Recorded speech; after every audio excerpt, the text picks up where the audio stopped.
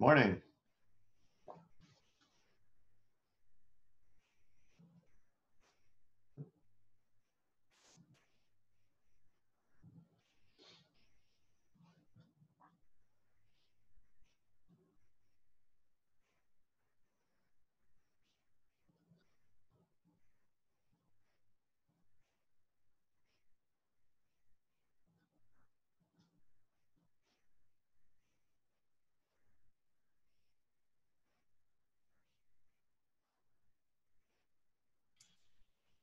Oh, Hello. I hear Michael. I don't hear you, Don. It brings us in on mute.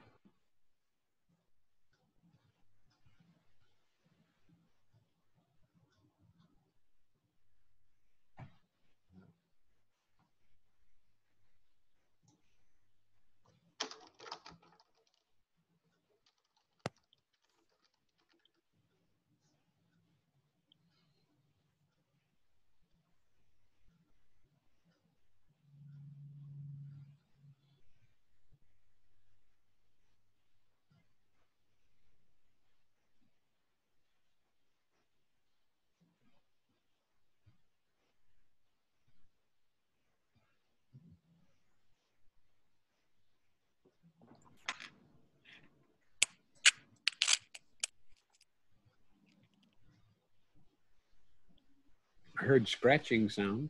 Yeah, so did I. I see a thumb. Oh, a hand.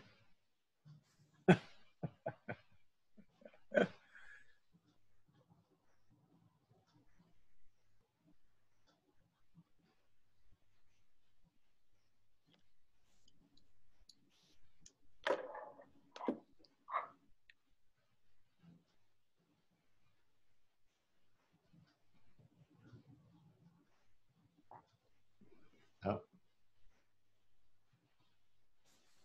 Nope, nothing, Don.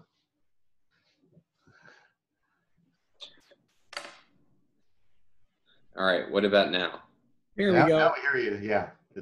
Yeah. What'd you do? I took out my mic, so now you guys are going to have awful sound, but at least plug it it will back be sound. Plug it back in. It may just reboot itself and be fine. No, that's what I did. That's what I was doing. All right, well, you guys will just have to suffer.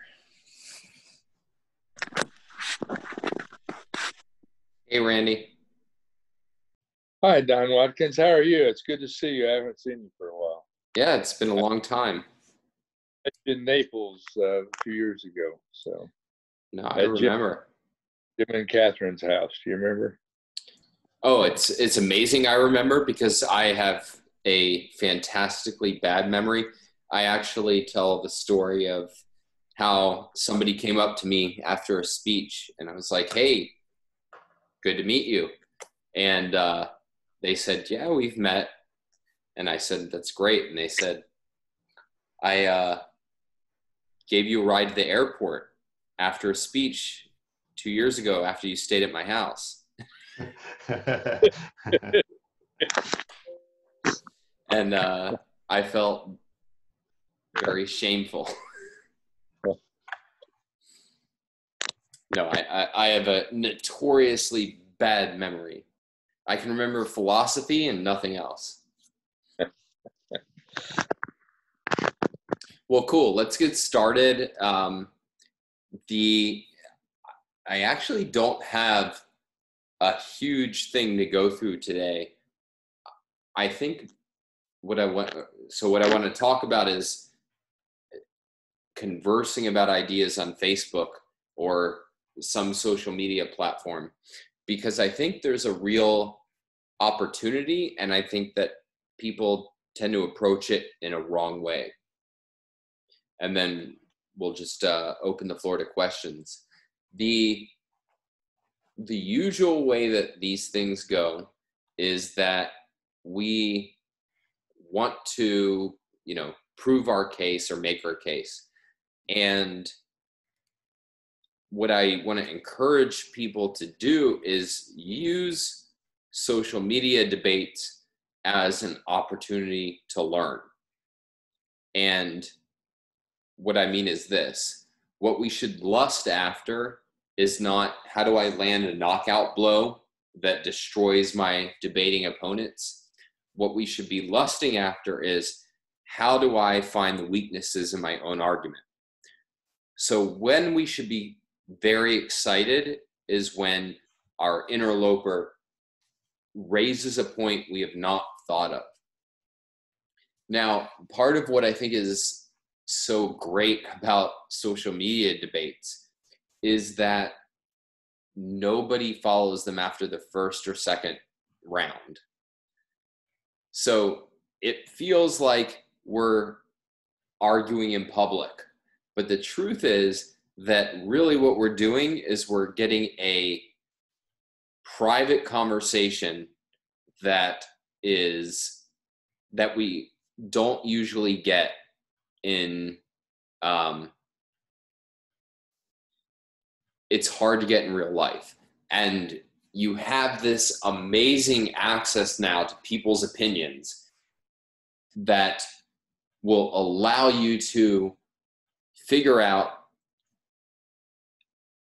if I responded with this argument, what is the response? One of the hardest things about being a good communicator is knowing and figuring out what your audience is thinking, what objections they'll raise, what they will find persuasive and what they won't. And what social media allows you to do is test that in a way that is very easy, accessible, and sorry, my phone just apparently heard the word Siri somewhere in there.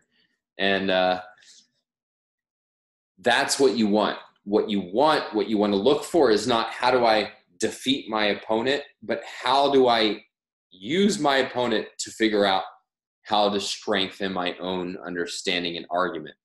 And so what I'm really encouraging is this lust for finding somebody who can give you an argument you can't answer. Usually when people talk to me about their communication challenges, when they're debating ideas on social media, they're looking for how to win. And we can talk about some of the strategies, and I have some stuff to say about that. But what I really want to encourage you is give that up as a goal. The goal you should have is find people who give me arguments I can't answer, or I can't answer easily, because that's your gold mine.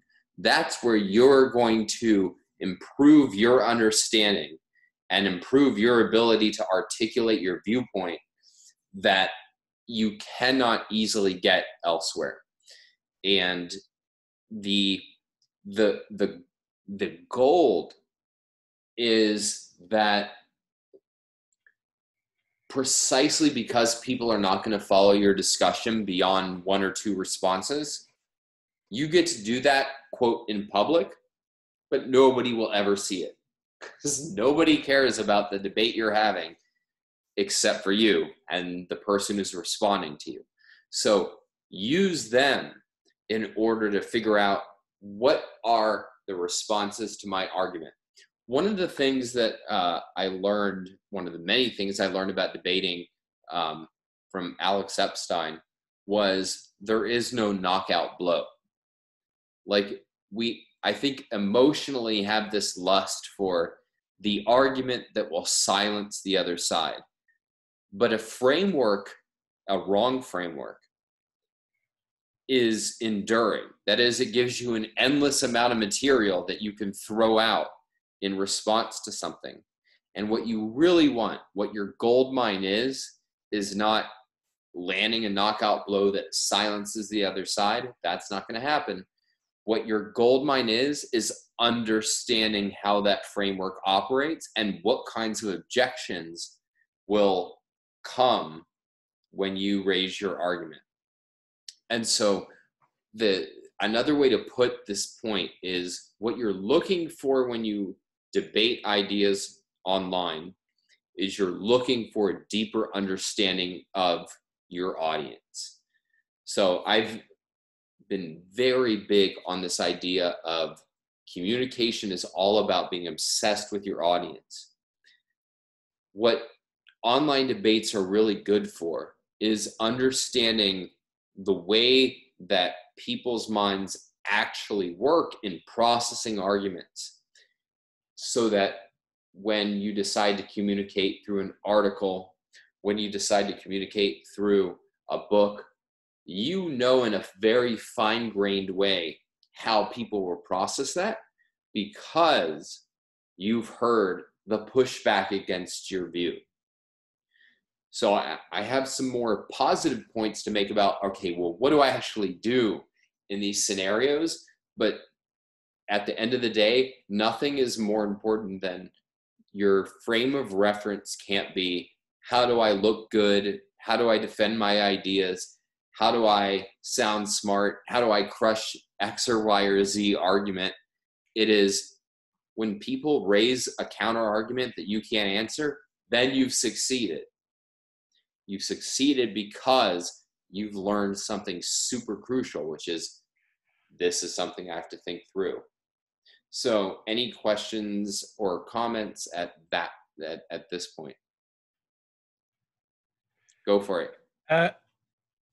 In the, as you'll see, the examples that I sent in, it was more an issue of how do I engage with this person in a respectful way to see if I can get them to learn something or consider something. I'm not trying to beat them. I'm trying to say, I'm trying to learn how to talk with them in a manner that keeps the conversation going and keeps it productive.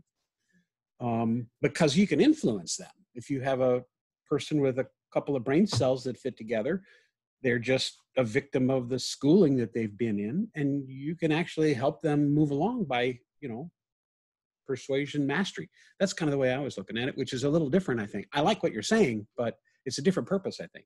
Yeah, so a couple things. So context for everybody is Michael sent me some really good conversations that he and I think your wife had with people online, and they were wonderful in the sense that I actually don't have that much guidance on what you should have done, because I think you handled it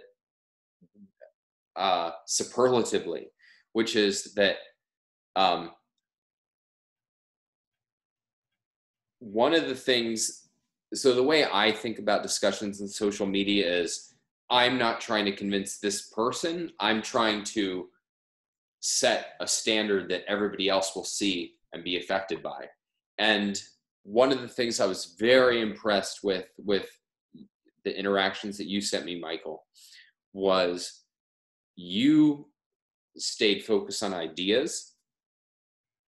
It never became cantankerous, but it also was not appeasing. So it was, I'm really trying to get clear on this thing in reality, and I'm hoping that you can either agree with me or show me where I'm being unclear. And that's really what you want to strive for. What you want to strive for is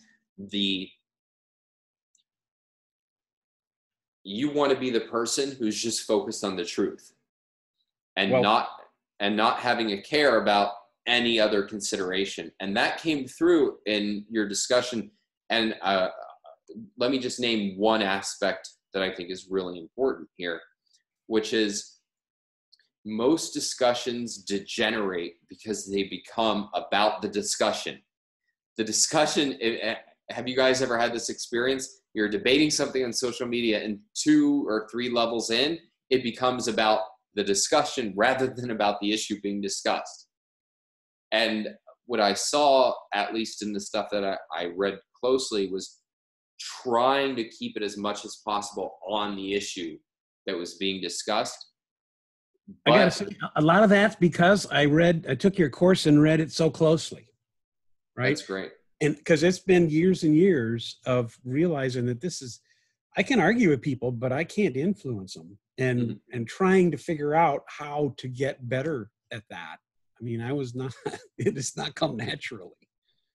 Well, one thing to remember is that what it looks like to be successful in a in an argument is not obvious. So everybody that I've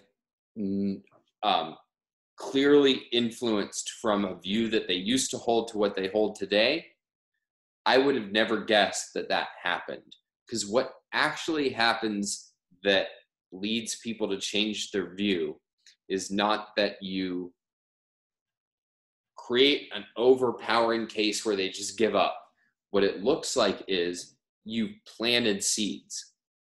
You've raised questions in their mind that they might have an answer to in the moment, but they themselves are not satisfied with their answer. And so what happens is they set themselves on a journey, and that journey over the period, usually of years, amounts to a changed mind. And so one frame to have in your mindset is, this person who's pushing back against me, that is exactly what it looks like when somebody is over the long run going to change their mind on an issue, which is they're going to fire at you with everything they've got. And you will just be focused on what's the truth. And you might even feel, and I'm very big on this, if you ever watch my social media feed, I'll go maybe 3 rounds with people, and then I let them have the last word. But the last word is not the last word. The last word is really the journey that they go on afterwards. And if somebody's genuinely influenceable, if you've made some key points, and we'll talk about some things you can do to make really powerful points during that exchange, they're started on a journey that is going to take time and is going to happen on their end, and you won't see it. What you'll see is a year later, 2 years later, 3 years later, hey, Michael, we discussed XYZ, and I went in this path, and now I hold views differently than what I did. And so I think it's very useful to have as a mindset that the person who's arguing vociferously against you, first of all, your goal is not to convince them. Your goal is really to convince the people just watching. But also have in your mind that when they're arguing really hard against you, that's what it looks like to set people on a course to actually be convinced. And I think that is helpful in many ways, but one of the things it leads to is a lot of empathy, which is that one of the main key ideas I teach is framing. And that's, what's the framework with which somebody thinks about things? And part of the power of that is that you can help somebody get a new framework and a better framework relatively quickly, but uprooting a framework takes a lot of time and effort. You have to take seriously, you're shaking the foundations of somebody's worldview when you're arguing for profoundly different ideas. And you have to realize that is a scary thing for people to deal with. It would be scary for you. Imagine if you really did tomorrow find out that your framework was bullshit. That would be scary. Can I get a new one? How am I going to make sense of the world? How does it apply to these 30,000 issues that I thought were settled? You're doing something very scary to somebody when you rock their framework. Now, if you have a better framework, which I take that everybody in this call does, you're doing a positive favor for them. But you have to recognize that it's scary for them and be sympathetic to that and really be comfortable with the fact that they should push against it. We should protect our frameworks, because if they don't have holes in them, like the fact that we can't answer in the moment doesn't mean it's wrong, right? You just don't throw out your way of looking at the world just because somebody gave an argument that in that moment you can't answer. Like, take seriously yourself. Like, I've been in many debates where I don't know the answer. Did I throw out objectivism? No. I just assumed there's something wrong with how I'm understanding this argument. And over time, I realized, oh, there is an answer, right? Like, and you have to realize you're doing that to somebody who doesn't have an explicit framework the way that you probably do. And so it's even more scary, because even if you realize objectivism is wrong, objectivism gave you a way of thinking about frameworks that is super empowering. And this is what it would look like to have an integrated understanding of the world. You're talking to people who, if their framework gets rocked, they don't even know that that's possible. So I find that hugely empowering, and it creates a deep sympathy for me, even with people who respond with very, even ad hominems, is I know what's happening in their minds, and I know that it's scary for them, and that's what's creating the pushback. That's really interesting. I got to say, that's good. But no, I mean, Michael, what so impressed me was what you and your wife were doing was so much staying on, this is our understanding of reality, and I just want to share that. And that came through in comment after comment after comment. And like, that puts you in the 1%ers. Like, nobody does that in social media, and that's what you want to do. You are not there to prove something about yourself. And this is what third parties in particular will see, is you're not there to show how smart you are. You're not there even to show that you're right about this issue. You're there to show that what I care about is getting at what's right. Now, one thing that I did want to raise is I'm very selective about the debates I'm willing to wage into. And my basic default is I'm weary of concretes that are messy, and I'm very excited about principles that are clean. So, for example, one of the examples you sent me, Michael, it's fine for everybody else if you didn't see the exact details of this, was the mask issue. Mm-hmm. The mask issue, it's important. There's no reason not to discuss it. However, it's messy. It involves a lot of science. It involves things where we ourselves don't necessarily have the expertise, but we're trying to govern ourselves in the world. And so it's legitimate to say, hey, this is my understanding, and so on.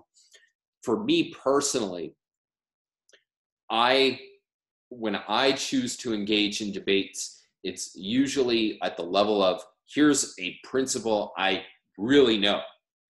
And something like masks is an area where I have certain views on it. In fact, my wife bought me this sexy mask that I had to wear for 5 hours on a flight, which that's a whole, if you haven't had to wear a mask for 5 hours, it's a whole different world from wearing it when you go into Costco. It's a valuable thing, but when I pick my battles, I'm going to war for a principle. Very rarely am I going to go for a concrete. Now, masks is a different issue in the sense that it's very relevant. Like, it really is a decision that we have to make. Most people get in debates over when I call messy concretes, over like defending a politician, and there you have to defend with principles, but somebody who's not actually embodying consistently your principles. And so you're like, well, I agree with this, and I think this is right, and this is the right principle, but yes, they have this other factor, but I don't think it ranks that high. Those are very rarely productive, and oftentimes you will, how would you put it?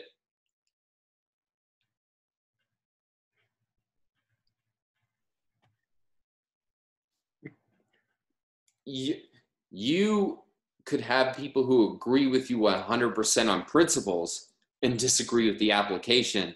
And that's, if your goal is to maximize, like, I want to be influential, you're making your life harder than it has to be, right? Like, you know, the inevitable debates we get on voting, for example. I totally get it. It's a decision we have to make. But when I play that game, I want to be on the level of principles. And so you just have to realize that if you're going to get into a debate about a messy concrete, you have to know that your job will be harder.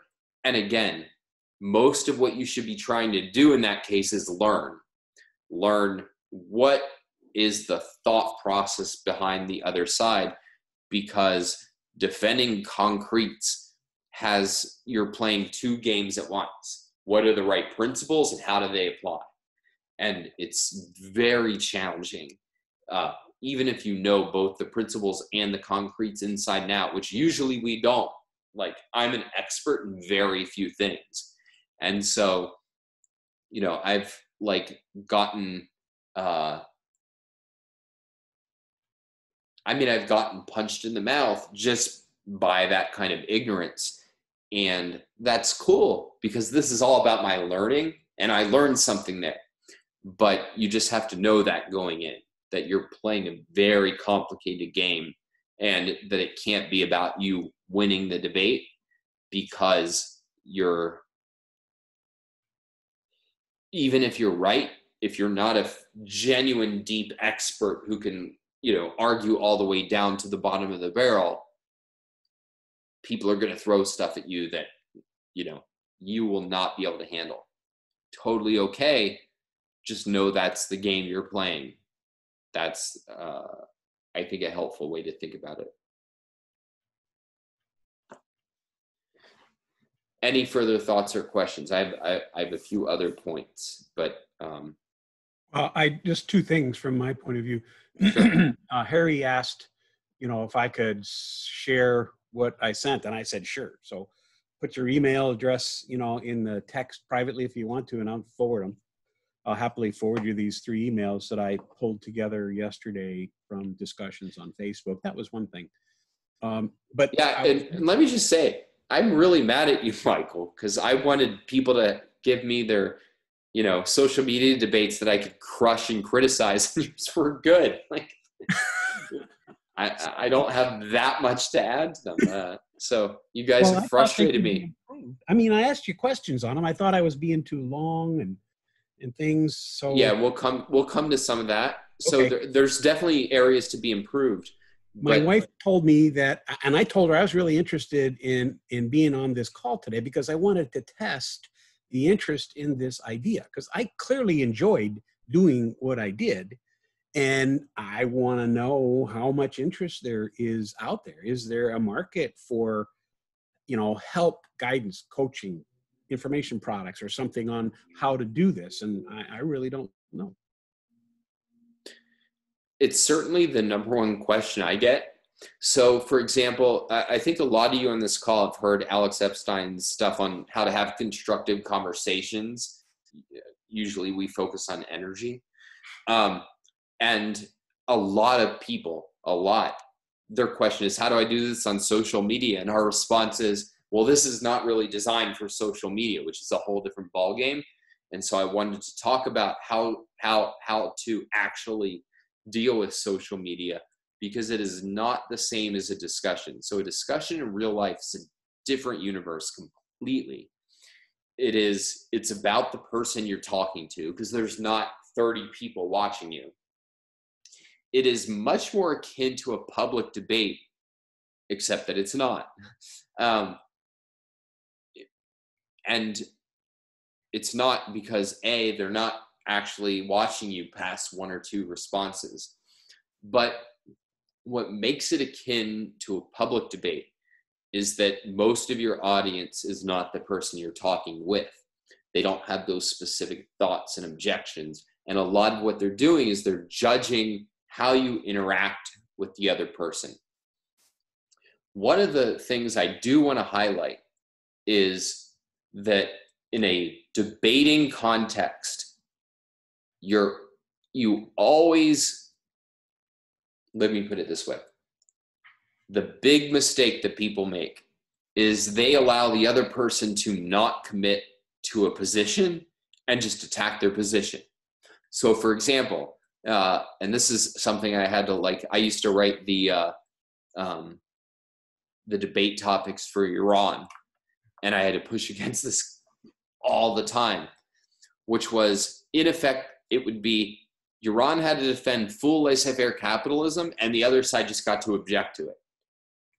That is the worst positioning that you could ever hope to have, because what it means is they don't have to commit to anything. They can just lob bombs. What in a debate context, even if it's a friendly debate, you're not trying to crush the other side or something. In a debate context, you need to be comparing positions. You have this positive view. Let's contrast that with my positive view. And so when you're debating online, you need to get them to commit to a positive, because guess what? Every positive looks shitty compared to nothing at all. Like let's take a very kind of narrow example. Should we be fracking, right? Well, if I don't have to have a view of how do we get energy we need to survive, I can tell you all day long about the risks. There's earthquakes that it creates. There's a chance of water pollution, though not as much as people think, but there's still a chance. You're introducing a whole bunch of risk factors. And if I don't have to have a positive view, I can just throw those out all day long, and you're on the defensive. If we are debating energy policy and I have to have a policy, yeah, I'm for banning fracking. Now I have to defend something. Oh, banning fracking? Well, what about the cost of that? You want to be comparing choices, not just defending your positive view. If you're only defending your positive view, you will feel on the defensive, even if you're 100% right. So as soon as you can in a discussion, if somebody's objecting to you, what you really need to focus on is saying, what do you think the right alternative is? Now you have options on the table and you can compare the positives and negatives of the different options. That's huge. It'll change your experience enormously just doing that. You know, if you get them to come with a positive view of what we should be doing, you'll find, wow, I feel like I have the moral high ground way more than I ever did before this. So always make it a discussion of what are the positive choices on the table. Here's mine. What's yours? And that is a game changer. That's one of the most important things you can do. And that's why if you're doing an official public debate, it can never be a situation where the other side just gets to hey, I proved one thing about capitalism is bad, but I'm not committed to anything. No, they need to be committed to something positive, and you do, and then we're pitting those against each other. I see a hand raised by Mark. Yeah, can you give an example, just to maybe contrast the way, you would handle the same kind of situation, one-on-one with a person versus online? And I don't know if this is the best example, but this kind of popped into my head. Because I'll get distracted. Somebody will say, oh yeah, that's nice in theory, but it doesn't really work in practice. And it's like, you can't go into, well, that's mind body dichotomy, it's a whole thing, philosophically. Sure. And so,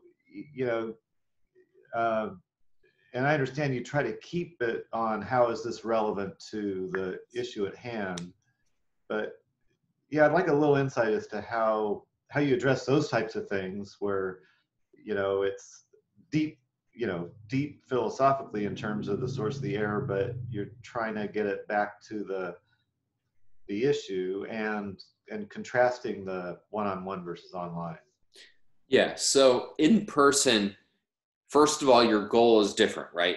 I'm genuinely trying to move this particular person in a better direction. And what I'm doing in a private conversation is I'm trying to establish myself as thoughtful. And once I establish myself as thoughtful, I'm trying to recommend a persuasive resource. So how do I put it?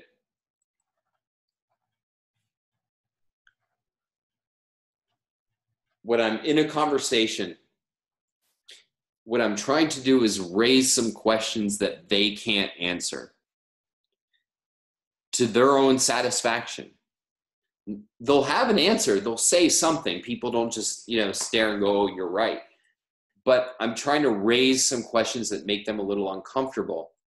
And then what I'm doing is saying, "Hey, on this topic, I found X really helpful." Once I've established myself as somebody thoughtful and able to raise questions that they can't fully to their satisfaction answer, which you get a sense of very quickly, usually because they become tense, then what I want to do is say, here's something I found helpful, precisely because you can't deal with all of that in a conversation. Now, and so my go-to is Atlas Shrugged by Ayn Rand. For those, I assume everybody knows what I'm talking about. But if it's a specific issue, it might be one of my books, it might be Alex's book, but there's things that I know are persuasive. And then once I've established credibility with the person, then I'm moving to a recommended resource, because you can't in a discussion move people very far. What you can do is send them on a journey by creating the sense that they don't have a fully satisfactory explanation for whatever the phenomenon is you're talking about. There's one exception to that that's useful to know, okay, I'm doing this is what I'm doing. Sometimes we just like to talk about ideas. And if you're doing that just for the fun of it, it's totally cool to go all night and discuss something with somebody. You just have to realize that what you're doing is not persuasion. What you're doing is, I have fun debating ideas. And that's so legitimate. You'll learn a lot. You're testing out material. You just have to learn that I'm not really trying to persuade them. If you're really trying to persuade somebody, it really is a game of create the sense that you are thoughtful, that their way of looking at the world is not fully explanatory, and then move them to something that could genuinely transform their view of the world. But what you just named is the fundamental principle of salesmanship. Elaborate on that. My work is in helping sales and marketing executives to improve the productivity of their sales and marketing organizations in business to business. And teaching the selling skill is often thought of and taught as, dominate the other person, give them the best arguments, overcome objections. And that is about as productive as you would think it is. And a lot of salespeople over the last 20 or 30 years have had to unlearn the sales training they received. And they have to be taught how to prepare for a conversation, how to ask good questions, how to listen actively, how to integrate what they're learning from the person to get credit for having empathy, right? And then being able to ask them questions just exactly the way you're describing here that helps the other person you're trying to persuade to go on a journey and hopefully decide in your favor. You're being influential to them. And it's a challenging skill. Most people require a coach or another person to reflect back to them how they're coming across. And it's hard for them to learn salesmanship skills without that. I was one of those guys for 7 years. Yeah. And it's just, whether you're trying to influence a few people or a whole bunch of people in a business setting or at a party or on Facebook, it's fascinating to me. It's the same principle that you're talking about. No, I'm glad you raised that. And I totally agree. I started doing sales for the first time in my life in the last 3 years, and thankfully had a really good coach that Alex gave me access to, who basically, who listened to some of my sales calls, gave me feedback about everything I was doing wrong. Like, I'm getting embarrassed now just remembering that feedback, like how bad I was. But what you're really doing is that if you're effective, this goes to my view of persuasion in general, which is most persuasion models are about how do I control somebody, and effective persuasion models recognize that you have no control. What you can do is facilitate them going on a journey that by their own volition will lead to, yeah, this is right for me. And so, yeah, if you're selling a crappy product, that will not work, because you do not actually, if you send somebody on a journey, they will decide that you suck. And there are, definitely high pressure things that people do that can be effective short term. But there's plenty of people who unfortunately have to make a living in that spot. Yeah. And look, I'm sympathetic to that. Like, go for it. The game we're playing is we're trying to sell ideas that are genuinely good that everybody thinks are wrong. And the only way to do that is to do the right sales game, which is, I'm going to give you tools that will empower you. And I have the confidence that if you use those tools, you'll end up where I am. And that's the game. The game is really trusting people, in a sense. It's having so much confidence in how good your ideas are that I don't have to win this debate. In fact, you can make points that sound even more powerful than my points on the surface. But if I raise some questions that you can't answer, then that seeming knockout blow that you landed, it doesn't matter, because in 3 years, you're going to come back and go, like, I started thinking about this, this issue, and I came to a completely different view. I read Atlas Shrugged. I read The Moral Case for Fossil Fuels, and it changed my view. And that's the thing, is all you have to do in a debate is raise questions that they do not feel fully satisfied they can answer. Well, and not to dominate the discussion or anything here, but no, please. There's another dimension to that's really, really crucial.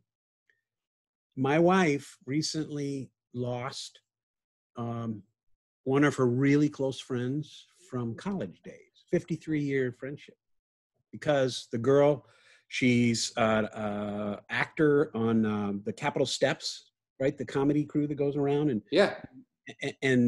But she's a committed leftist Democrat. And they had agreed to disagree and still love each other. But recently, in comments Leslie made on Facebook, she couldn't handle it anymore. So she unfriended her. And that's happened over the years, 5 or 10 times. It's painful. It's poignant. Yeah. And this is one reason my wife was interested in this, is how can I avoid it, offending and sending these people off in a tizzy while still being myself.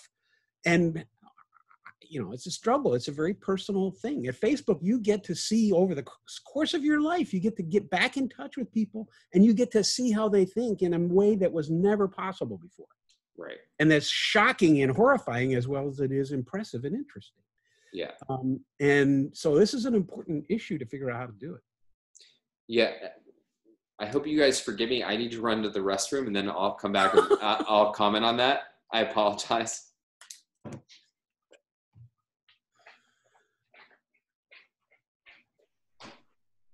Speaking of getting to know the intimate details. Too much information. I know. It's really fun. It's great. This is great, guys. I'm really enjoying this. Yeah, it's really interesting. Oh, I'm finding all the things he's put out over the last couple of months just incredibly interesting, insightful, really valuable. He's kind of inspired me, that the whole business of taking action. You know, it came to me the other day, that old saw. I enjoy it. I think it's a lot of truth to it, that, you know, the best time to plant a tree is 20 years ago.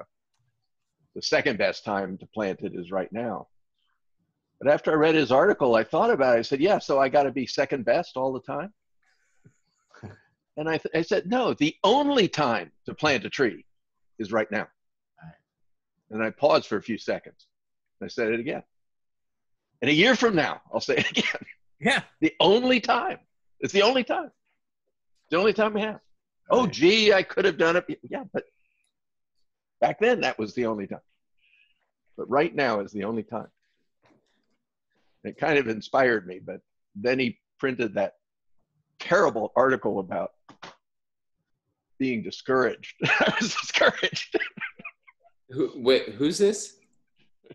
Oh, I don't know. Some guy that had to go pee. Oh, you're back. Oh, sorry. I didn't see this your article. I was just saying, I was inspired by your article urging us to take action. Take a step. Oh, sure. And you know, that's the old 20 years ago was the best time to plant a tree. Now is the second best time. But if you think about that, well, then I'm always second best. Well, how's that motivating? And it occurred to me, no, right now is the only time to plant a tree. And that's all we have right now. Doesn't totally. matter. And one thing I stress to people, and then I'll go back to Michael's question, which I wanted to comment on, is really take seriously, if your whole life is you convince one person, that's huge. Most people never convince anybody of anything. And that one person really could be the next Don or Alex or Yaron or some even better. Like we get so caught up in like, well, if I can't change the world, what can I do? But a lot of what you realize is that you're not just changing a mind, you're empowering all the other people who see you stand up for the ideas they already agree with. Like imagine it, I'm sure that you guys have had this experience, is you open Facebook and you see, hey, somebody's saying something I agree with in a way that like is effective. And I feel like I live in a better world because I'm not alone in my views. We live in the objectivist subculture, most of us on this call. And so we have the kind of view of like, yeah, there's a lot of people who agree with us, but it's a pretty small number. But you have to realize that most of the people that you're friends with, they have views that they feel nobody on earth agrees with. And they feel very down about that. They probably feel shame even for some of their views. And because that's what it feels like to hold pro-freedom views without a philosophy. And when you come up and just very plainly, without attacking, without even being the best articulate defender of your view, would say, hey, guess what? I think it's shameful what we're doing to Jeff Bezos. Hauling him before, court, like he's helped my life so much. 10 or 20 of your friends felt something like that and didn't think anybody on earth agreed with them. Just by showing that this view is not weird, you've impacted them positively. And so much of what we do persuasively is not what we think we're doing in the moment. What we think we're doing in the moment is crushing this person who's going to poke holes in my worldview, and I have to show them that that's not the game. The game is there's people watching who, for the first time, are seeing somebody stand up for something that they internally already agreed with and thought nobody else in the universe did. And that, if you can do it politely and in a way that doesn't discredit your view, that's huge. That's a huge win. And it happens on Facebook when someone likes your comment. Mm-hmm. Yeah, and you'll be surprised by how much of that you get. I've been surprised by when I get it from like people that I grew up with, right? Like obviously, you know, my objectives following is going to say, oh, hey, Don, way to go for this thing. But, you know, when I see a girl I dated in 10th grade, like, you know, like a post, it's, I did something there, right? Like I gave them the confidence that they have a view that's reputable that they might have worried was not. So like so much of what I'm trying to communicate is not about tactics for being a better debater. It's about realizing what you're doing is very different from what our inclinations are to think about what we're doing. I did want to talk about this issue of, you know, losing support, losing friends. In the end, I don't think that's avoidable. I think if you do everything right, if you are the perfect persuader, you will lose people because we live in a very tribalist age. And when we see people disagree with our tribe, there are people who just emotionally cannot tolerate that. And you have to be okay with that. There's literally, you could actually be the most appeasing, compromising version. Like you could lie and say, oh, I'm not certain about this, but hey, has anybody thought of this alternative? Like there's literally nothing you can do in a context where people respond tribally to disarm that response. And so you have to decide for yourself, am I okay losing certain friends? Now, we should pick our battles. Like there are some issues where I just will not engage not because I'm worried about losing friends or something. Like I lost them a long time ago. I mean, my views are public record, but I'm not going to engage in a debate where I don't feel confident in my ability to articulate my viewpoint effectively. So for example, a lot of the COVID mask debate, I don't enter because I have views, but I've not done the kind of like in-depth research where I feel totally confident to like, you know, run that play out. And I've established myself as like, you know, somebody I'm going to be held to a higher standard than most people are because I'm not just a person living their life. I'm a thought leader in my little tiny universe. And so I'm going to hold myself to a certain kind of threshold of understanding.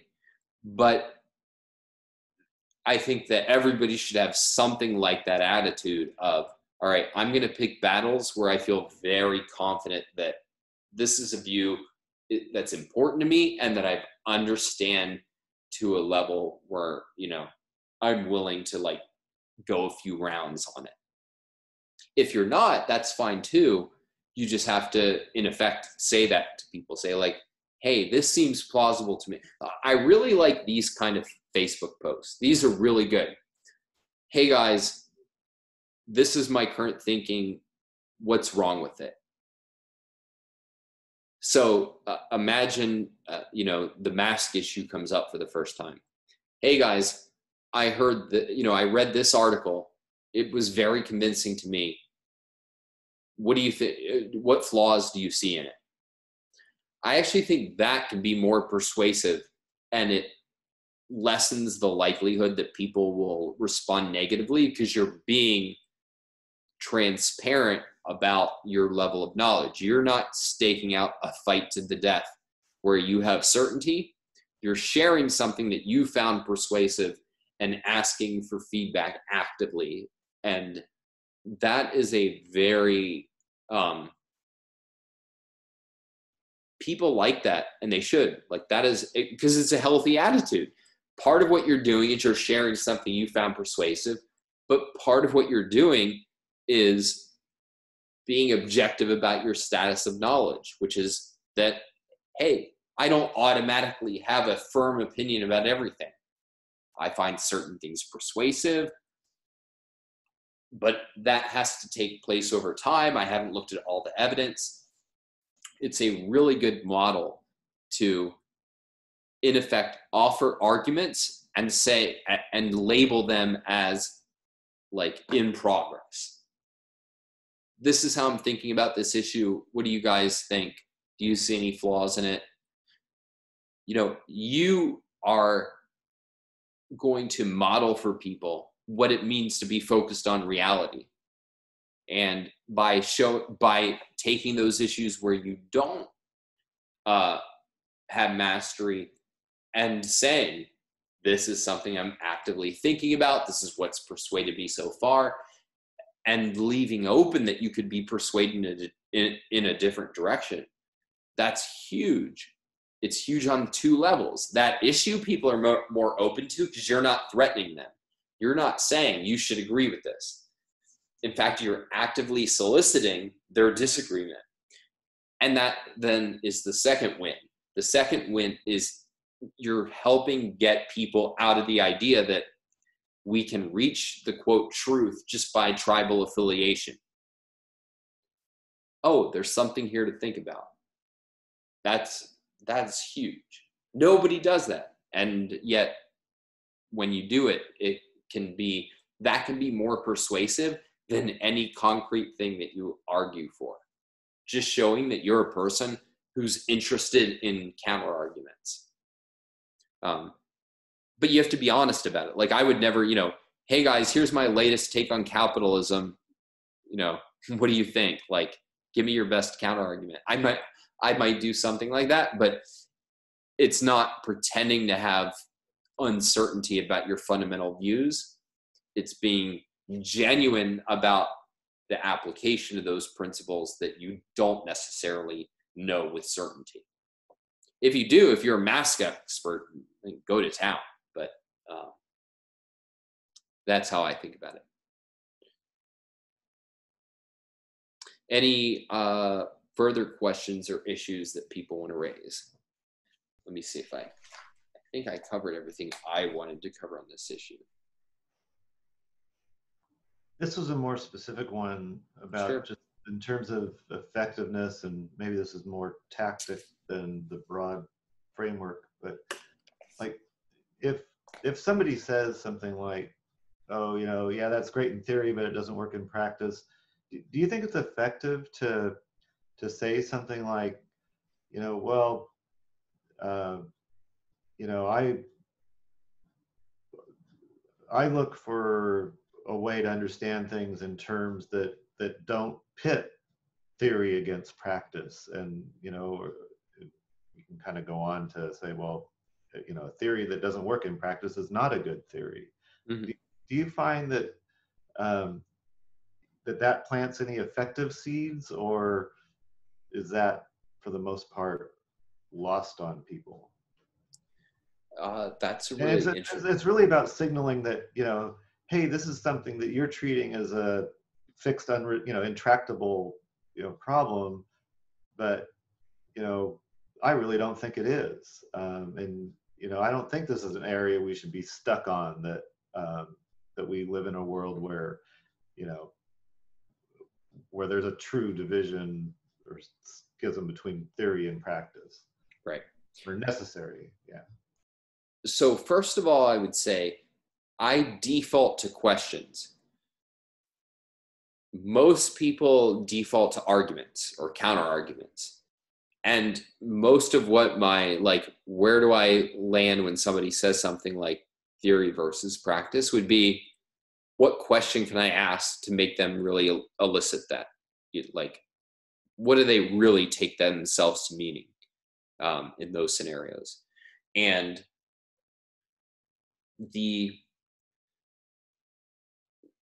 what philosophy is final explanation. It's a final justification for views. It's a view which you can't get any deeper. And what the way in which philosophy often shows up in debates is as a way of dismissing uncomfortable arguments. So it is not the case that somebody has an articulated view of theory versus practice, right?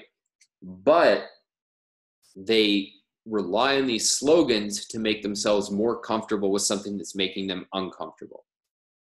And so the part of what the mind frame that you should have in those cases is, oh, I'm succeeding if they're jumping to philosophic slogans. People jump to philosophic slogans almost always when you have raised a point that makes them uncomfortable with their current view, and they're trying to settle it and saying, like, I don't want to deal with that. So that's the time in which you should, first of all, just sit back and go, okay, what I did was effective. If they're jumping to philosophy and a philosophic slogan, and this is stuff that Ayn Rand covers in depth in Philosophy Who Needs It and Philosophic Detection. They're trying to rationalize a feeling. And that's cool, because guess what? That might be what is going to send them on a journey over 2 years where I'll hear back from them. So first of all, like, you shouldn't feel negatively in those situations. You should have a very positive view of, okay, I did something worth doing. And that might change their mind down the road. It doesn't look like it now. But then what is the kind of positive follow-up to those sorts of situations?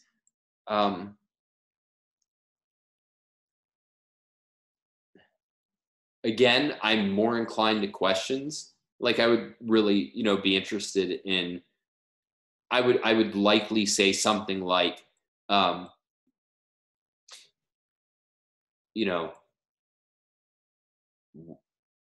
why don't you think this would work in practice? Like, I mean, it's not a great question, but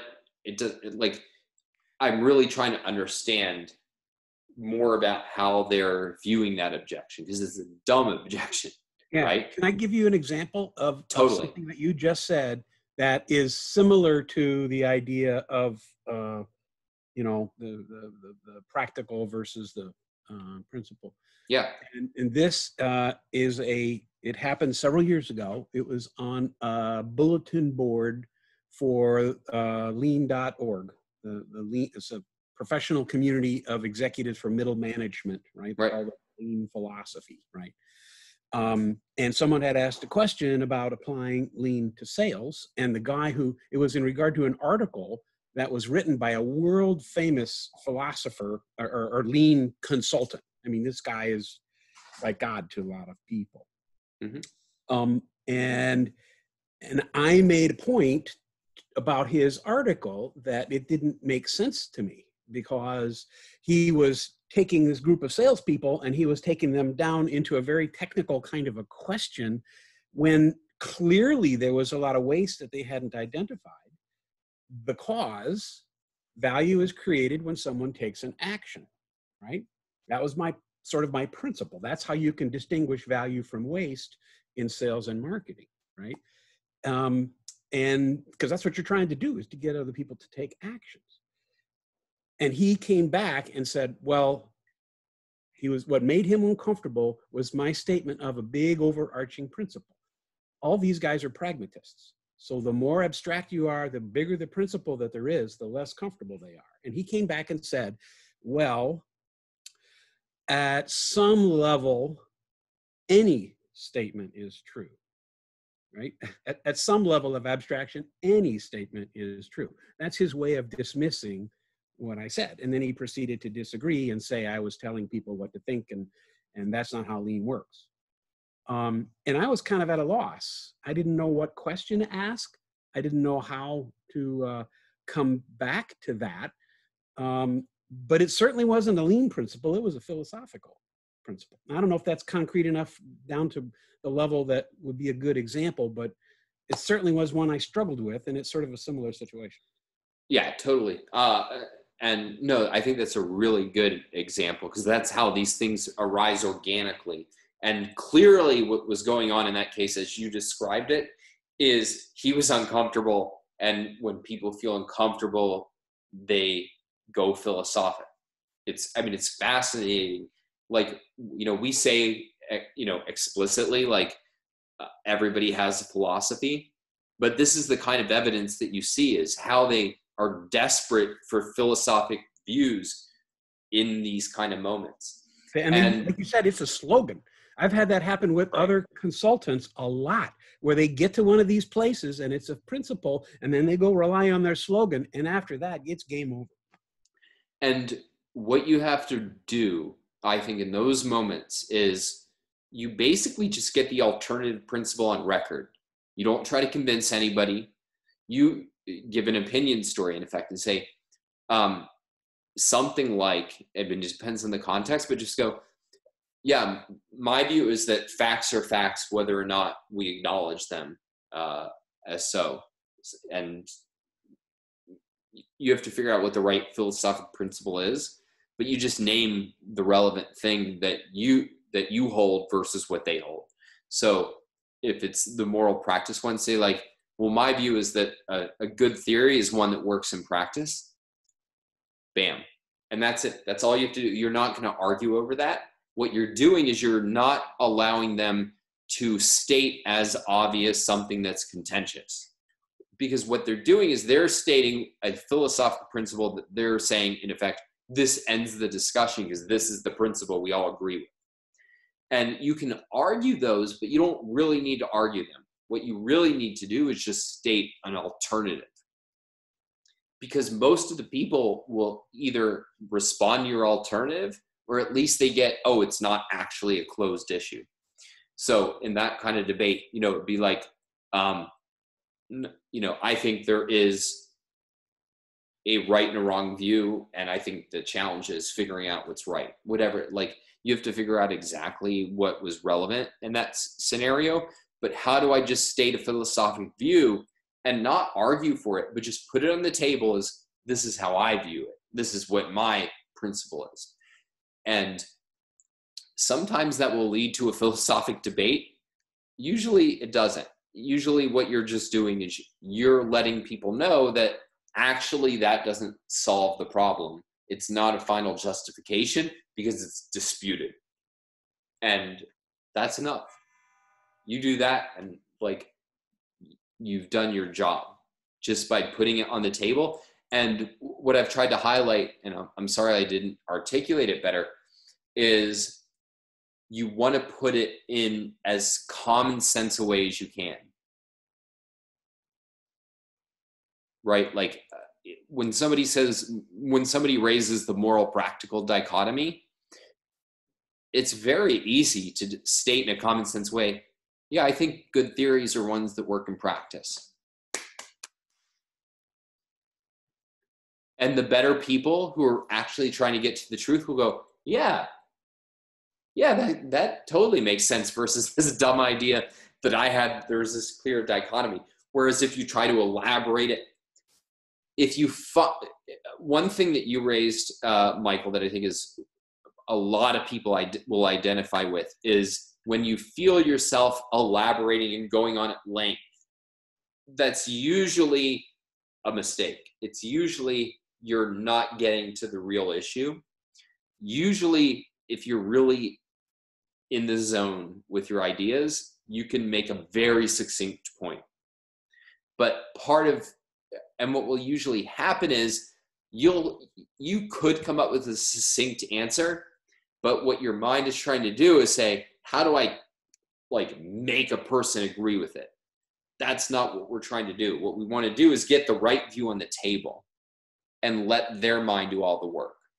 And so what is much more powerful is just what's the 1 or 2 sentence version of my view that would be intriguing to a thinker?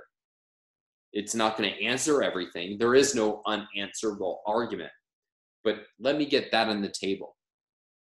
And that I'll use this as an excuse to get to one final point I wanted to make on this, which is that whenever you feel on the defensive, you've almost certainly not framed the issue the right way.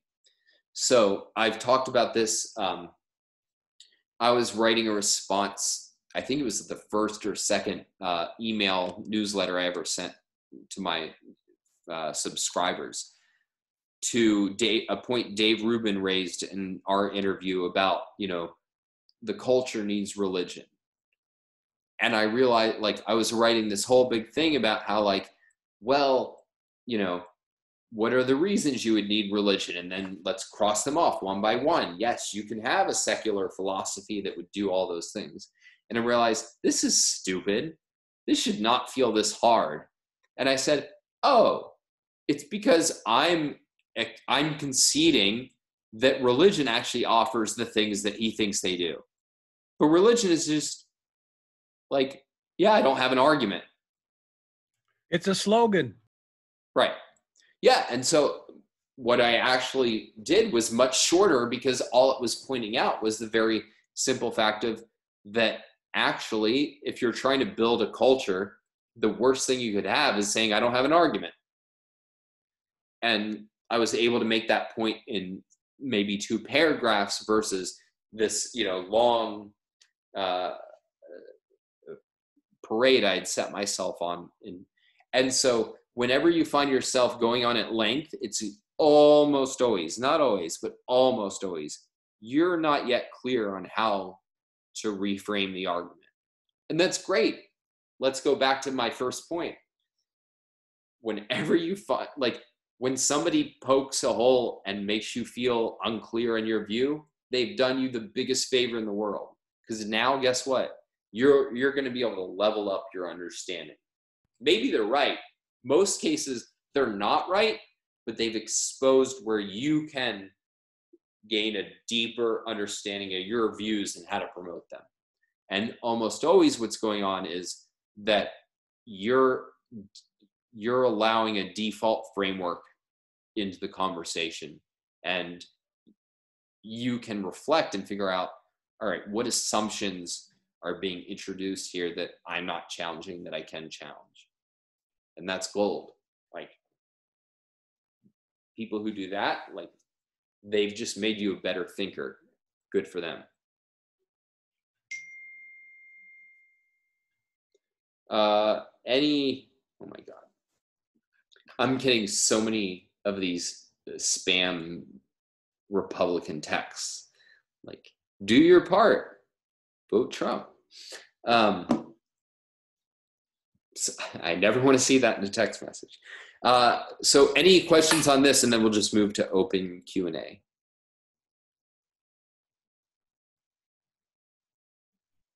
What would the market want about this subject of debating? You said I gave you good examples. Maybe we need bad examples. I mean,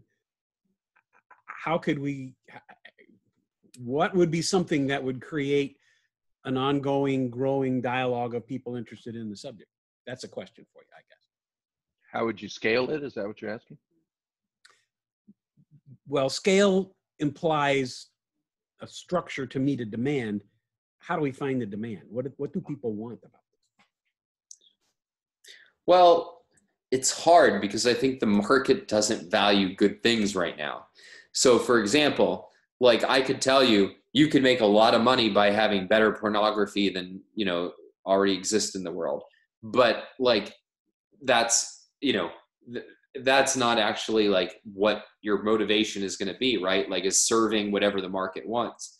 The market is distorted because what it wants actually is tribal status. It wants to be able to lower the status of the other side and raise its own status. And so insofar as what you're offering is not that, or let me put it this way, that's really what the market demand is right now. What you're trying to do is create market demand for something better. And that's slightly different game. It's not irrelevant, like, but it's what you're trying to do is show a new alternative and hope that it catches on. And so my view is that anytime, that's why I really stress this idea of like posts that are in effect, hey, what's wrong with this view that I'm playing with? what it shows is that you're a thinker, that you reach views over time with evidence, and you're very interested in counter evidence. That is really your best sales pitch. Your sales pitch is showing that you're somebody who cares about the truth. And anytime you can model that, I think that puts you in a very powerful position that shocks people a little bit. Like, they don't see that. And when they see it, they respect it. Better people respect it. And they realize, in effect, oh, I could do that too. And so I would much prefer everybody who's on this call and who watches the video afterwards to become the models of, I don't know yet, not out of skepticism, but we live in a world where people don't have a model of, like, all our models are, we should have an opinion in 2 seconds on Twitter. And no, we shouldn't. Like, for example, like, I see these videos of what's happening in Portland. It seems awful. It seems awful on both sides. I see, you know, these like seemingly unthreatening black kids getting beaten up by police. And then I see seemingly police just doing their jobs, getting explosive fired in their face. Should I have an opinion? I can't judge from these videos. What's the context? I have no context for it. But the world we live in trains us, no, you have to have an opinion. And it's the opinion that just happens to be your default, whatever tribe you're, you know, in favor of. And what you can, the real selling point that you can offer to the world is that I am a person who does not default to tribal thinking. And if you can convey that, that more than anything else is my view of what the market will respond to. Not tomorrow, but long term. You can put something on the table that's not on the table, which is a thinker. And people don't see that in the realm of ideas today.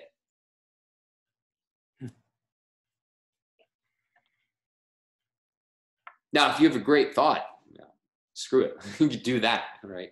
Like, it's fine to like say, no, I really think X is true, and here's my reasons. That's totally legitimate. But if you're going to ask me, where are you going to break ground and people will like take notice? The shocking thing is it's actually the things that you're currently processing. That, I think, will open eyes more than any particular opinion you have. It's been well known, and I think of in terms of consulting and marketing yourself as a consultant, because I've been flailing away at that for 20 years, to take a contrarian position.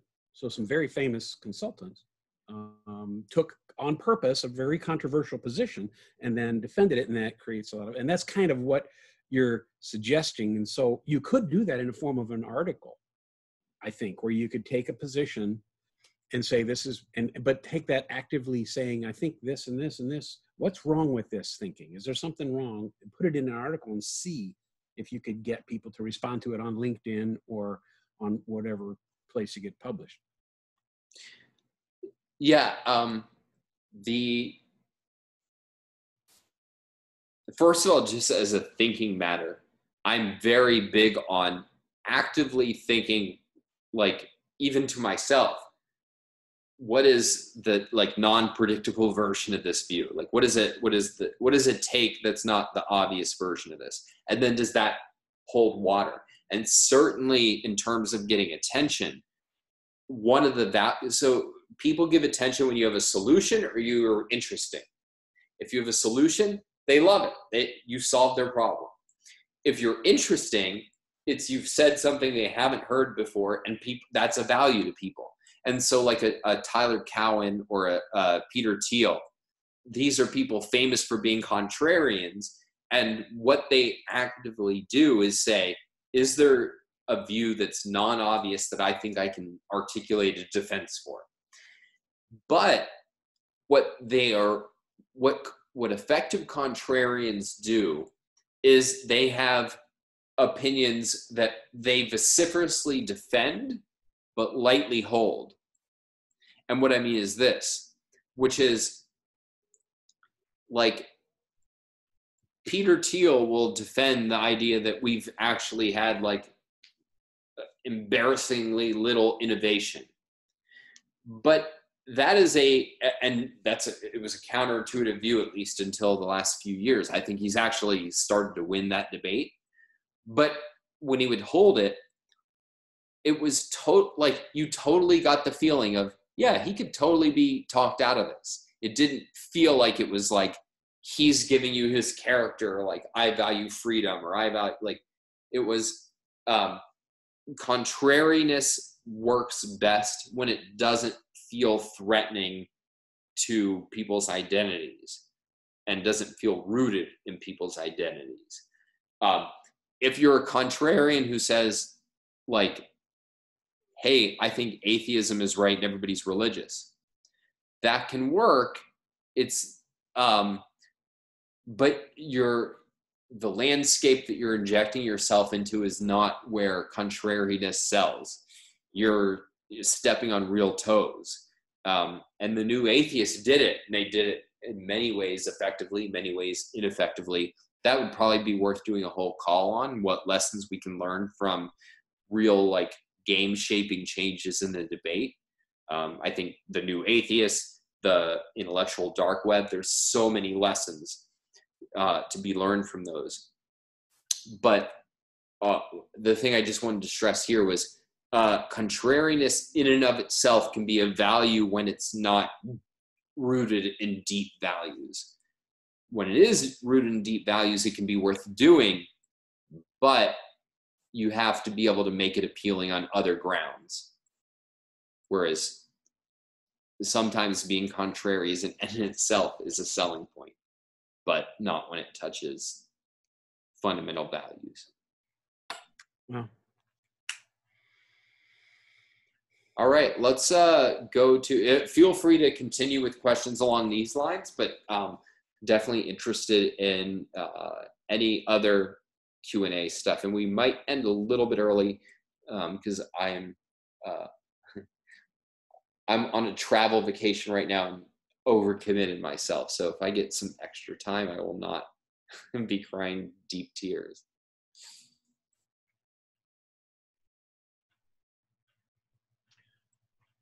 I could talk to you all day, but I think I should be quiet. I've dominated too much. No, we'll come back, but I think Harry has a question. I'd just like to get some feedback. I've been toying with an idea that it's sort of an interview format on a website. Two people with contrary views, but they take them seriously, so there has to be a context of focusing the discussion on the values. Like, what is it, person A, that you really value that this position you have is supporting? I wouldn't say it that way. It's sort of like, what's important to you here? Mm-hmm. So for example, somebody who's very concerned about the treatment of blacks in this society, and they might, what is it that troubles you? Well, I hate racists. Yeah, but what's your value? Well, I really don't think a human being should be treated this way. Mm-hmm. To be able to bring that out and bring it out on the table as a focus. And the kind of technique I was thinking about was to say, okay, we have a particular issue. I can get two people on a video call, and the first person would state their best case in a couple minutes, not a big long thing. The other person's job then is to repeat back what they just said. And they keep doing that until the first person is satisfied. Yeah, you got me. That's what it is. Yeah, and then the other person gets to do the same thing. Yeah, you stole. Oh man, I'm sorry. I have a knock at my hotel door, which is always worrisome. So just give me a minute. While he's gone, was that at all clear, guys? Did anybody else have a comment? No, you're muted, Mike. It sounds like you're thinking of an interviewing technique to cause people to sort of to flush out their premises, or help them articulate? Kind of, but I wouldn't be interviewing. I'm thinking of more like a panel discussion. So both parties understand what the issue is here. But how are you going to get them to answer those particular questions? I ask them, this is the format. This is the way we'll do it. And this is the thing we're discussing. So It sounds great. Was that This Randy? sounds great for, it sounds, yeah, Randy. Sounds great for teaching people how to listen better. Yeah, I mean, for sure. I mean, I'm convinced on the value of it. What I'm not so sure about is how to present it in a way that people would be willing to engage in that kind of, they'd be intrigued. And I suppose other than just asking, I've asked, I tried to set it up with one party, and so 100% of the people I've asked have said no. So I'm going to try it a bunch more times, and I have a bunch more ideas, but I'm just looking for feedback on, does that sound intriguing? How did you pitch it? What was the topic, and how did you pitch it to people? Well, the one I'm thinking about is I have 2 representatives that are running in my district, and the issue is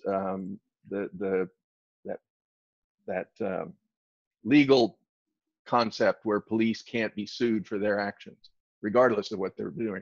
Or really what it is that it has to be so specific that they violated something that in effect, they never get charged and they can get off and they don't seem to be responsible, even when there's something egregiously wrong.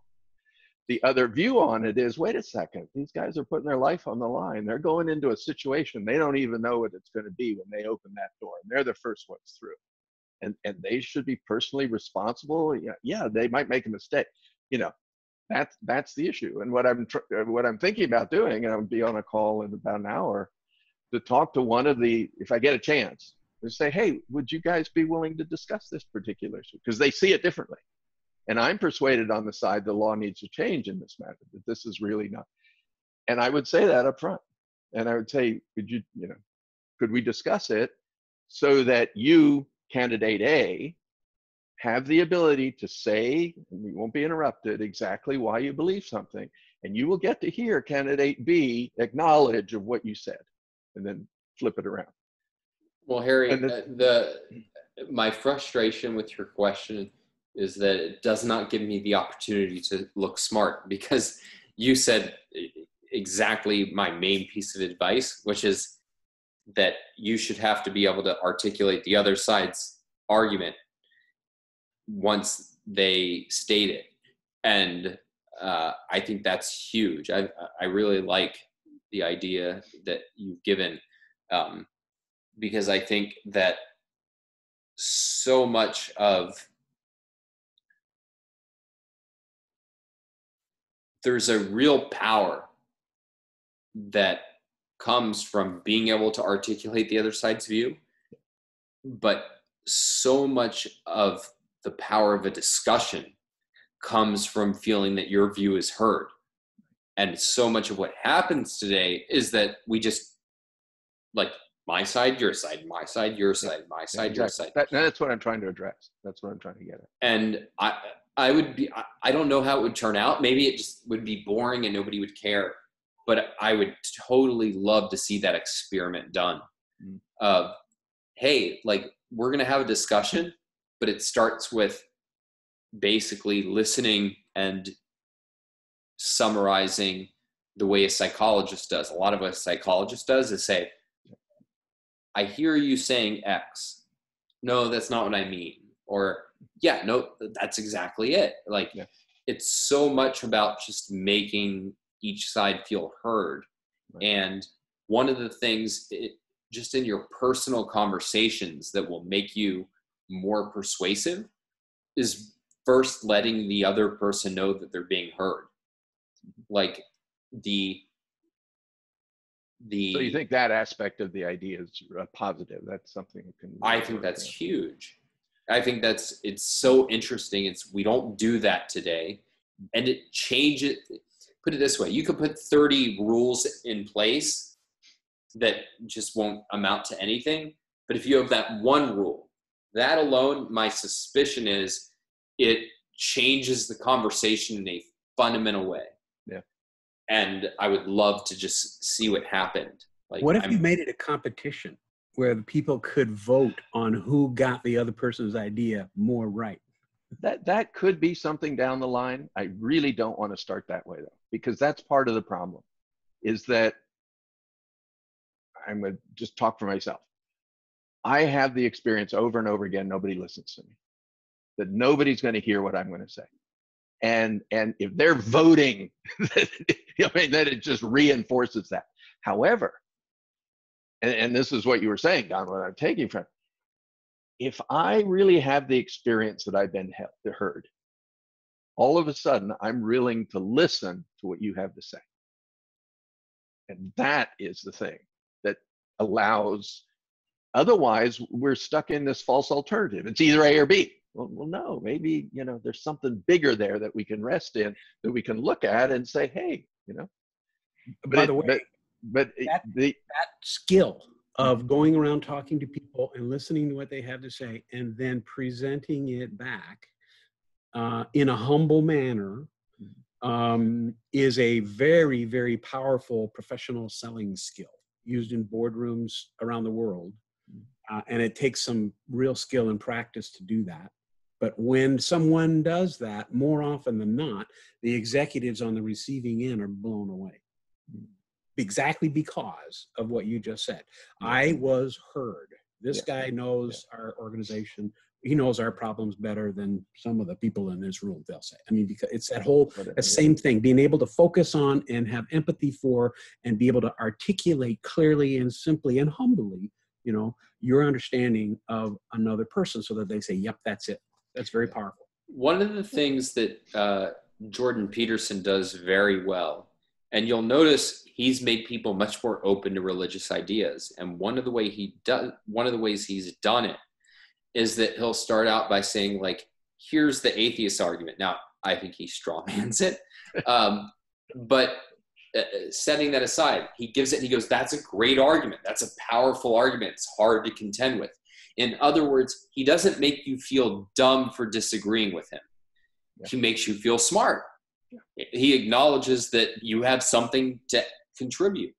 And I think that is so huge. One way to think about persuasion is that you have to help somebody give themselves permission to entertain an alternative. And the permission comes from not making them feel like a bad or stupid person for disagreeing with that alternative. And you shouldn't, because like it can seem like, well, my views are obvious, but like if I had never encountered Ayn Rand, I would have a lot of really dumb views. I mean, Lord knows where I would have ended up. I would hope that I ended up someplace pretty good, but like bets are off because I could have not thought of a good philosophy on my own. I just was not capable of doing that.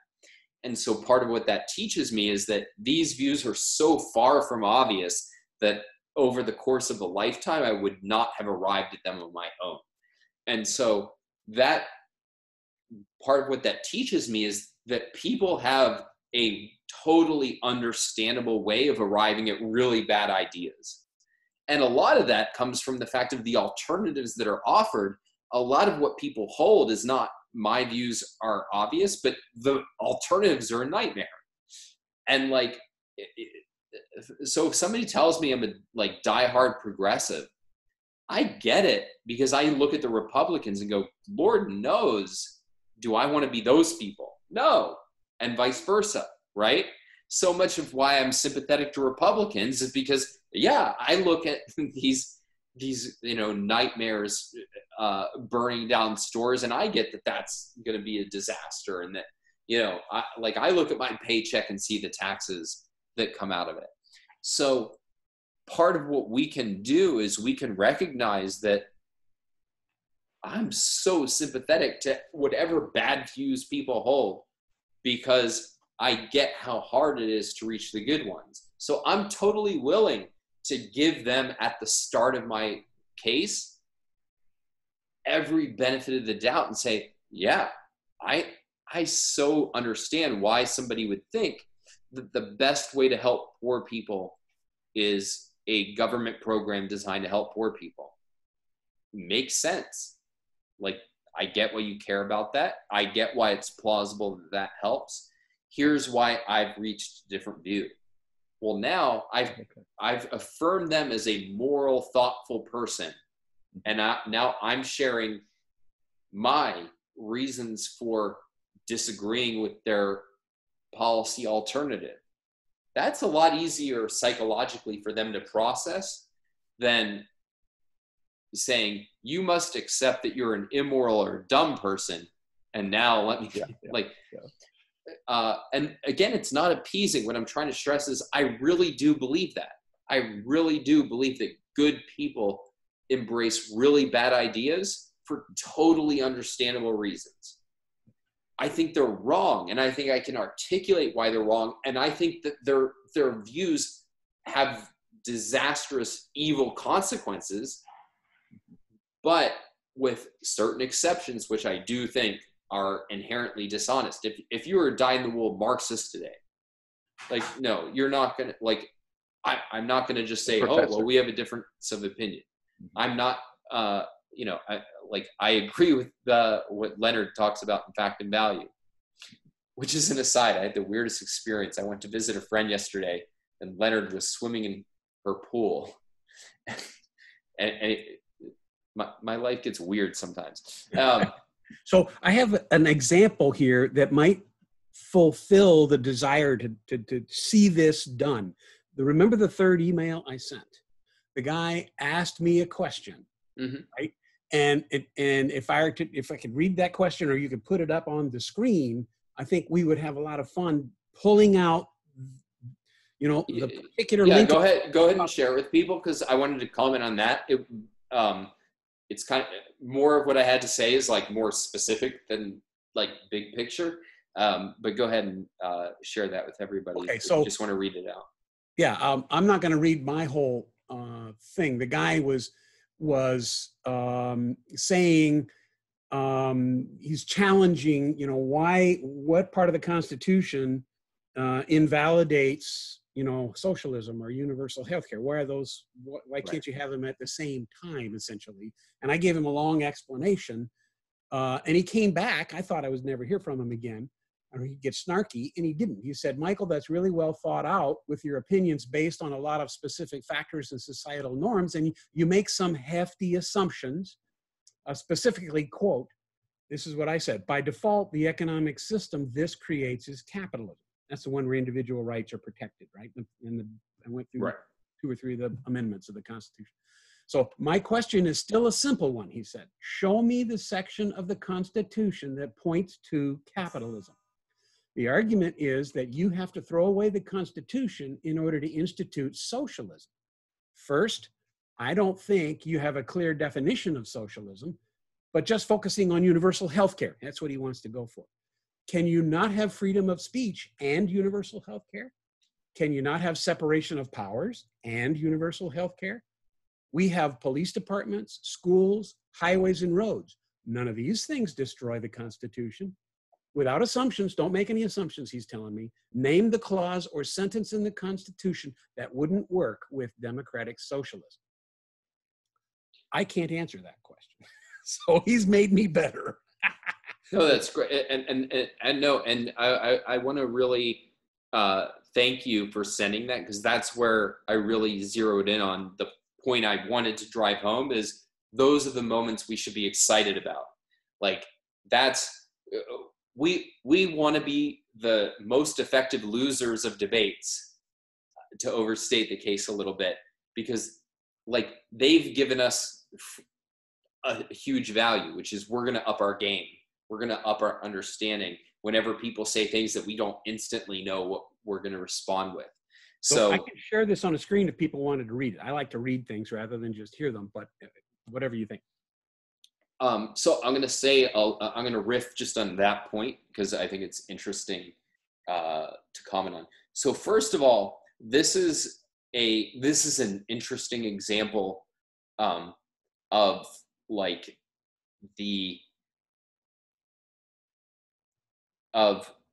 it's a non-obvious way of violating one of my rules. So one of my rules is I want to operate on the level of clean principles, not messy concretes. And I gave earlier the example of like a politician, and like, you know, now suddenly he cheated on his wife or her husband, and you're like, oh man, what do I do now? But this is closer to a principle because it's the Constitution, which is like an amazing, important achievement.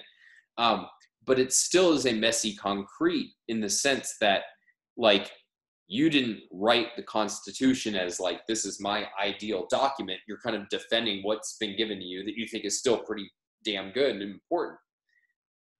Totally legit, but it makes it harder to do your work, right? Like, now you're having a discussion not if socialism is good, but if socialism is constitutional.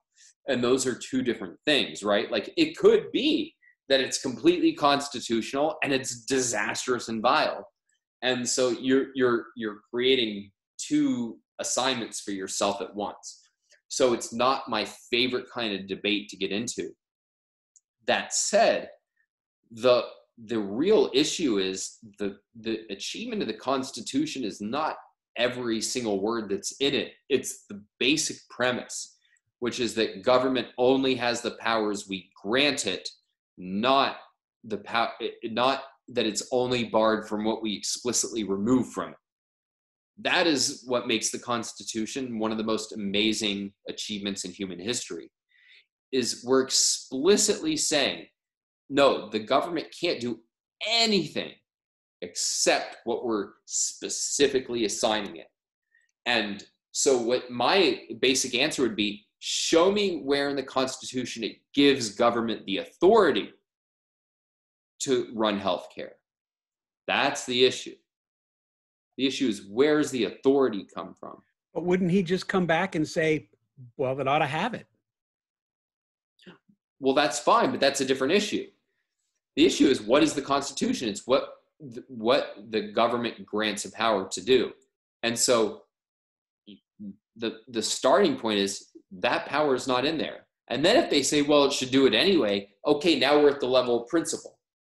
But if we're discussing the Constitution, how would you argue that one? Because that's where it's going to go. How would you argue that one? The principle of socialism or of socialized healthcare? Don't care. Whichever Both, one right? would be productive with this guy. Yeah,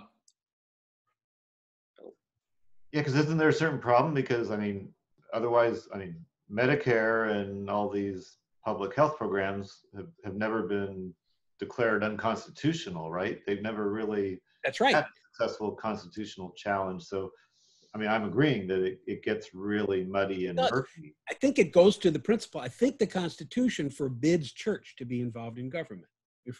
Everybody has their own religion. The government can't play favorites with religion. But it does not go the next very crucial step to separate government and economics. That's where the problem comes in. I mean, it does by implication. And I took that to be your view, that you weren't really satisfied with how you were articulating it, but I think you were groping towards the right point, which is that, like, it does not give government control over the economy, and therefore government doesn't have the power to control the economy. Like, we need a government who's a servant, and a servant means it only has specified powers. But then if we're asking the larger question, so I don't think there's any 2-second answer to that. What I will say is this: socialism and capitalism, you have to always keep in mind, and your interloper actually raised this for you, which is, what do these terms really mean? And some debates get unproductively caught up in terminology, but some debates are productively caught up in terminology. And one of the most important things to understand about how you understand capitalism that almost nobody else gets is you see it as a social system, not an economic system. So we can talk about, like, most people think capitalism is what we have today. That's true. But actually, the misunderstanding of capitalism is much deeper, which is that our view is that it's a system based on intellectual, political, and economic freedom. And most people have an understanding of capitalism as purely an economic thing. That's why they'll talk about like capitalism and democracy or whatever. They're trying to grope that there's a richer structure that we have to be interested in. And we are kind of outside the mainstream and saying, no, when I refer to capitalism, I mean the whole system of individual rights. So it's the, you have to recognize that you're the person you're talking to, and you use that word, you're in a different universe from how they're hearing that word. And that's fine. You just have to make that clear. You mean the word socialism, which is the one he said. Capitalism. Socialism is the same issue from the other perspective, which is that the evil of socialism becomes clear once you make it, once you put it in moral terms versus just economic terms. So if you look at how Ayn Rand defines it, in fact, let's pull it up just. The Ayn Rand lexicon? Yeah. Yeah, so if we just go to the wonderful, super helpful Ayn Rand lexicon, she defines it in very moral terms. Socialism is the doctrine that man has no right to exist for his own sake, that his life and his work do not belong to him, but belong to society, that only justification of his existence is service to society, and society may dispose of him in any way it pleases for the sake of whatever it deems to be its own tribal collective good. Now, I mean, you can have your own version of that, but what's important about that is it's defining what she sees as the crucial question of how do we define a social system. Is it the relationship between the individual and society?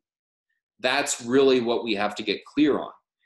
And what you're doing in your definition of capitalism is you're defining as a system in which the individual is sacrosanct. And socialism is the view that, no, the individual is not sacrosanct. The economic aspect is very subordinate. Now, somebody could go, yeah, I don't agree with that definition. That's fine. That's cool. Like, okay, but do we have agreement on the right relationship between the individual and society? Because what you can do is you can say, all right, if we agree that the individual should be sacrosanct, but how does that apply in the realm of economics? That's a very different discussion from somebody whose view is, no, the society trumps the individual. Could you say, based on that two juxtapositions of those two things, with the relationship between the individual and society as the center point, that the Constitution is trying to create an environment where the predominant mode of interaction with people is voluntary? Socialism is creating a mode where the predominant interaction among people is involuntary. And that's why. Yes, though you have to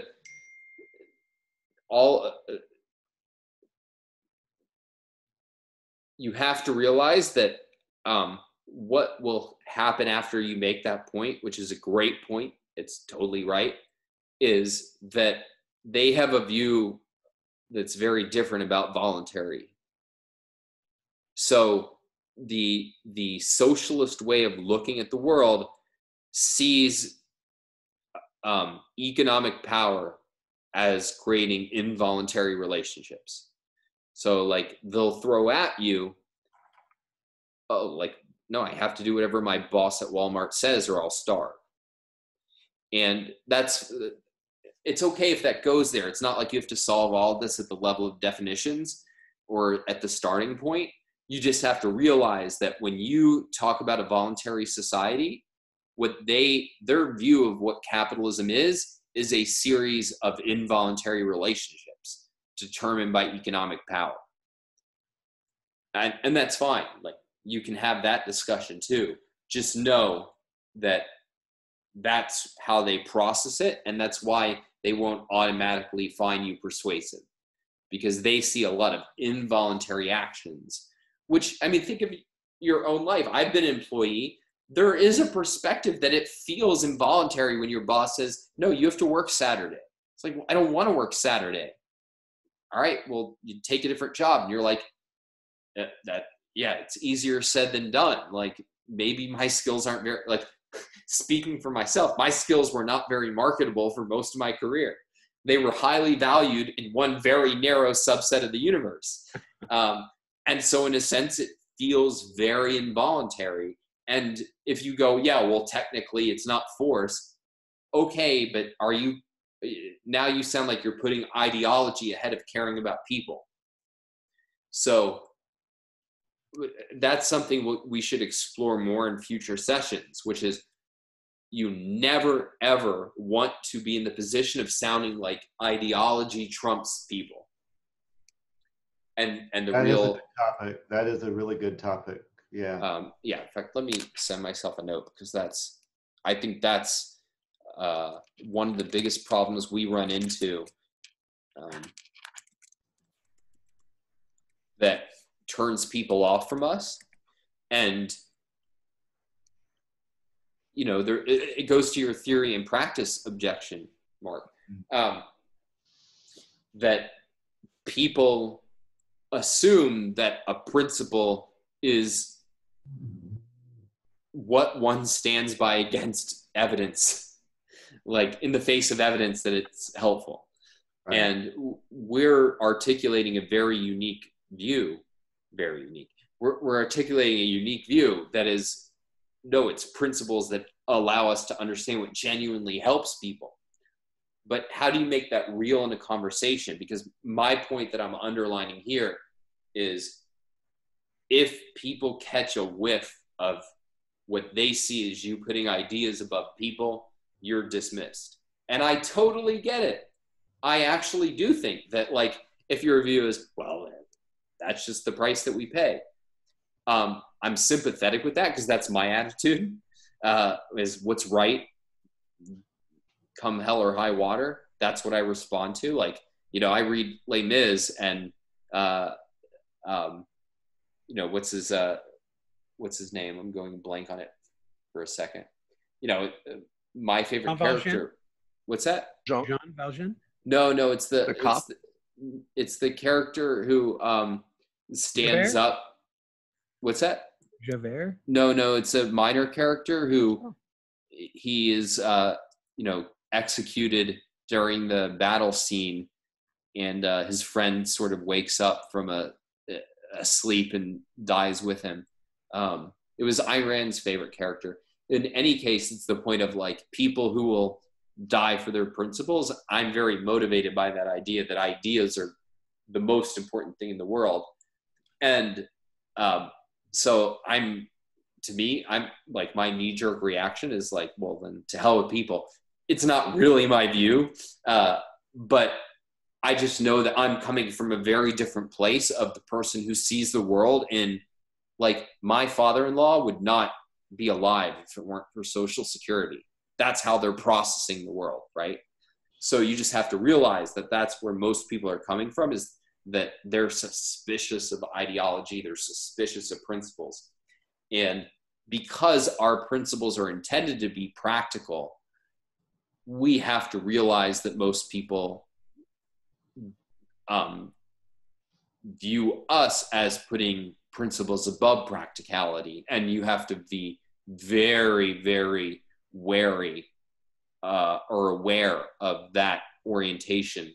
And yet it's the left who's doing it to us with things like mandatory mask, restrictions and all the, you have to pay all these taxes so that we can do government boondoggles, and then you can have a retirement later on because the young people will pay for you.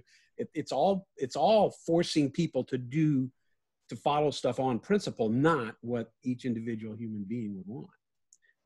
Yeah, and that's a really good, like, you have a very good orientation in that you brought in their positive, like, agenda, right? And that's so huge. That's what that's why we always want their positive on the table, not just allow them to attack capitalism. Like, what are you for? Oh, well, it turns out you're for principles over people. and your principles are nightmarish because they are against people. So that's like, my suspicion is that you would have like naturally gone in this direction of what, you know, we're trying to articulate, which is how do we not be on the defensive about like, hey, you're just, you know, for your ideas and you don't care about the real impact on people. A big part of what we'll talk about when we delve into that is exactly this point about the more that you're comparing alternatives versus just defending your ideas in isolation, the less this becomes an issue. So much of putting ideas above practice is precisely because you've not established a choice between alternatives. You're defending your ideas in a vacuum. And some of this, right, is about establishing that, well, your ideas are in the context of a given vision or your 100, right, about the positives that they lead to. So what you're not defending the ideology as ideology or the idea because you just happen to be attached to the idea. It's because of what the idea leads to, right, in terms of a positive end result. No, yeah, I think that's right. So basically, to steal my thunder from whenever we discuss this explicitly, the two things that are going to go on in a conversation in which you're trying to disarm this issue of ideas over people is, number one, showing that your ideas are actually good for people. But number two is get them to commit to ideas. So much of how they're getting away with that is by they're not actually committing to a positive. Mm-hmm. And if you get them to commit to it, then it changes the whole landscape and that becomes much less plausible. So that, yeah, I mean, that's basically what you're doing to deal with that, is that you're actually able to articulate why you think you're solving the problem for people, and they're committed to something which you can show is against the actual interests of people. And so once Harry you have has a comment about that. Harry says, your interview with Mark Pellegrino addressed the issue too. That's just the price we pay. I'm not familiar with that interview. Yeah, I'm not either, and I did it. But he was saying why he was a person of the left when he started, and he said why. And he said, because, you know, I knew one guy that knew Ayn Rand's ideas, and he was just weird. And then it seemed like, oh, it was somebody holding an idea, and it seemed like it was inescapable that they didn't care about people, and he cared about people. He said, oh, wait a second, this is the person that means something to me. Yeah, and and he articulated it very clear. I mean, he speaks well anyway as an actor, but you know, it was really understandable. Sort of like, oh yeah, no, I get why that would be. And then he was saying what changed his mind, and that was the thing in the interview that was so fascinating. Here's the other thing: when I get this pushback, what really is going through my mind is, thank you for keeping me grounded in what actually matters. What actually matters is people. Ideas are only important. Ideas are bullshit, except insofar as they empower real people. Like you guys on this call, your lives, that's what counts. Ideas are just to facilitate it. Ideas are just what we use to make your life the best it can be, to create a society where you and the people you care about can flourish. And sometimes we lose, speaking for myself, I lose sight of that because I'm so interested in ideas. And I love ideas, and we couldn't get by without them. But at the end of the day, it's all that's all secondary. We really should like the fact that there's people out there who really are concerned with people. And maybe we think in the end they aren't, and that's fine. But at least that should be the right orientation, what they're pretending or actually being. Like, how does this really solve the problems of the actual people in the world that we care about? And I think that, like, sometimes because our natural inclination is to be interested in abstractions, sometimes we lose sight of that, or at least we don't convey to people that that's really what we care about. And that should be what we care about.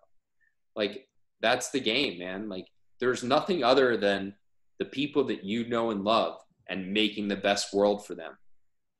And if somebody's drawing your attention and trying to highlight a conflict between your ideas and that, they're doing you a favor. Because until you see intimately the connection between freedom and the best life for your wife or your friend or, you know, your college roommate, you're not all the way there yet. And that's where we want to be.